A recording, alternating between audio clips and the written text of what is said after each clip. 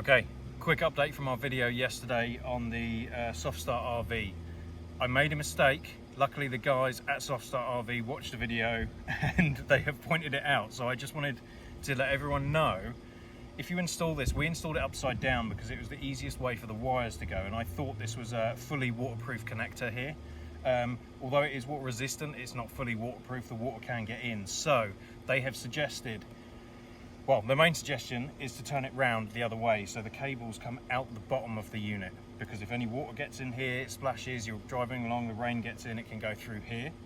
If you can't do that because of space or restriction, whatever, like, you know, something like that, you can take the connector off, put some silicone in there, and just make sure this is completely siliconed up so no water can get in there. So I'm going to try and do it the proper way. It means we're going to have to reroute all of these wires. I'm not going to go through the whole thing right now. I just wanted you to know.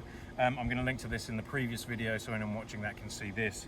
But yeah, if you are installing this, make sure the wires point down so that the water and rain can't get in. See you next week.